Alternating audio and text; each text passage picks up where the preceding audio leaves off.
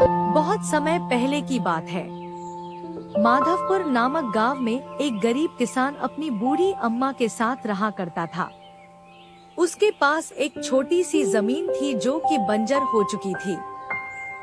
फिर भी वह दिन रात उस पर मेहनत करता था। मोहन बहुत ही मेहनती और ईमानदार था।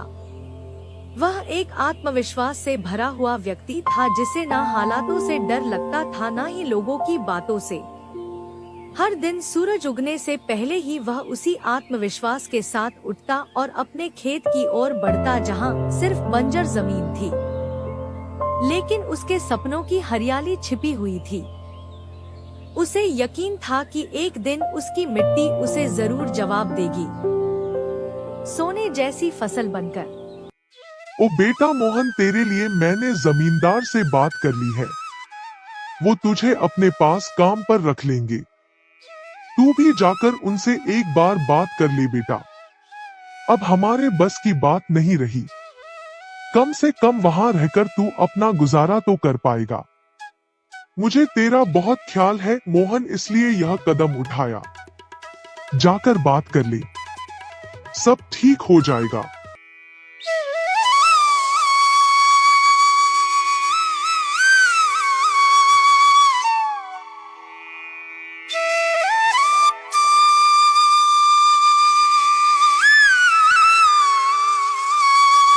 अम्मा, तुमने क्यों बात की वहाँ? मैं नहीं जाऊंगा। हमारा खुद का खेत है तो मैं दूसरों के पास क्यों काम करने जाऊं? मैं गरीब सही मगर खुददार हूँ। मैं अपनी मिट्टी में पला हूँ, उसी में पसीना बहाऊंगा। चाहे जितनी भी मुश्किल हो अम्मा, मैं अपनी ही जमीन पर मेहनत करूंगा। किसी और की नौकरी नहीं करूंगा। अरे मोहन, उस बंजर जमीन में क्या उगाएगा तू? वो जमीन अब बिल्कुल बेकार हो गई है बेटा। ना उसमें नमी बची है ना जान। तू अपनी जिंदगी यूं ही जाया कर देगा। उस जमीन को संवारते संवारते मैं जानती हूँ तेरा हौसला बड़ा है, पर बेटा हौसले से पेट नहीं भरता। तू मेरी बात मान ले। वो जमींदार कम से कम तुझे रोज की रोटी तो देगा। अपनी जिद छोड़ दे बेटा। तू थक जाएगा पर वो जमीन कुछ नहीं देगी तुझे। अरे अम्मा, तुम बेकार में ही इतनी परेशान हो रही हो।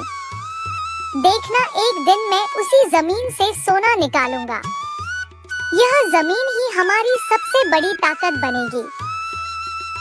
मोहन खेत में काम कर ही रहा था कि तभी वहाँ पर एक आदमी आकर बोला, अरे मोहन भैया, आपको भी मानना पड़ेगा।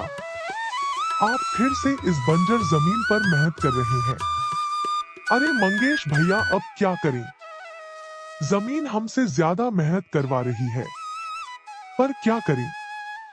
धरती तो माँ समान होती है। जैसा वह चाहे वैसा ही करना पड़ता है।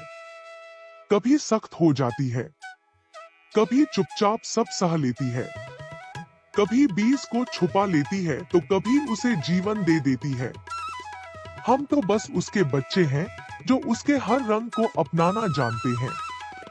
थक तो जाते हैं भैया, पर जब मिट्टी की खुशबू आती है ना तो सारी थकान उतर जाती है। उम्मीद है यह माँ हमें खाली हाथ नहीं लौटाएगी। बस थोड़ा और सब्र, थोड़ा और विश्वास। आप जैसा मूर्ख तो मैंने आज तक नहीं देखा भैया। क्या सोचते हो आप? दुनिया कहां से कहां पहुंच गई और आप अब भी उसी बंजर जमीन से उम्मीद लगाए बैठे हैं। मोहन के पास उस आदमी की बातों का कोई जवाब नहीं था।